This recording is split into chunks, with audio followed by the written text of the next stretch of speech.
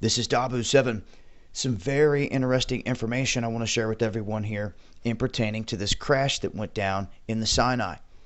Now, some of the latest reports have all pointed at some kind of cabin implosion.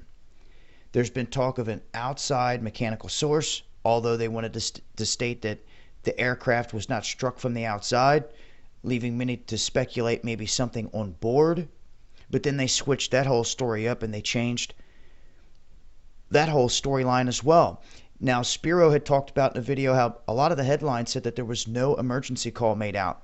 He actually came across information showing where there was some kind of emergency call put out, and then everything went down. Why was the offices of this airline raided the exact moment that this was breaking in the news?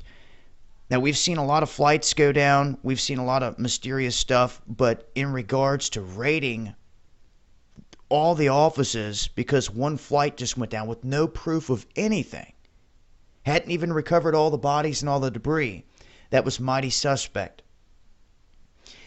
Not to mention that when this whole thing went down, it prompted Vladimir Putin's doomsday plane to take off from Moscow.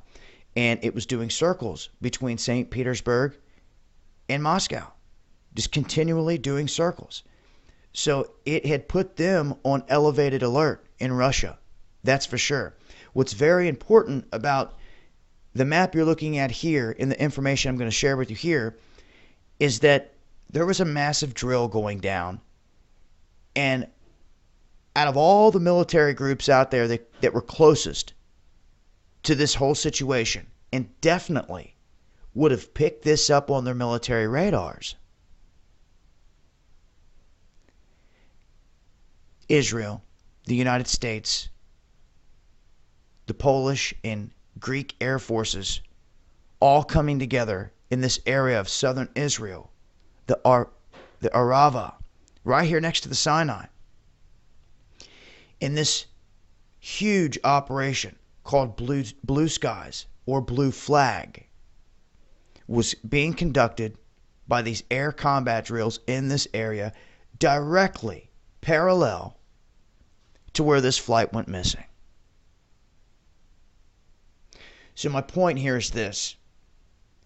A lot of mystery surrounding this flight, yes. One thing's for sure. There was a massive military operation or drill going down just due east from here.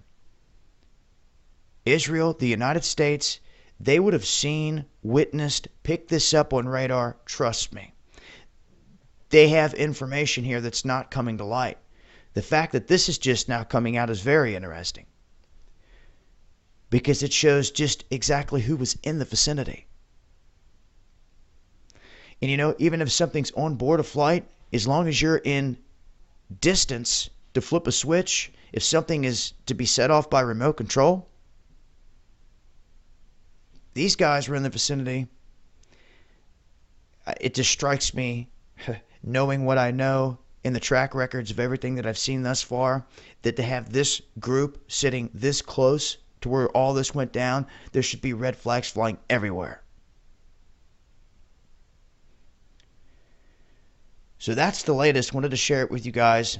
Let it be known there was indeed a massive military drill going down at the exact same time of this.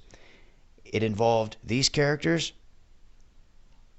and this is where it sits. As I get more info, more solid evidence or proof of what brought this down, because they had mentioned the body parts looked like they were ripped apart in a massive explosion. Yet they tested the whole plane, they said, for explosive materials and found no evidence of anything.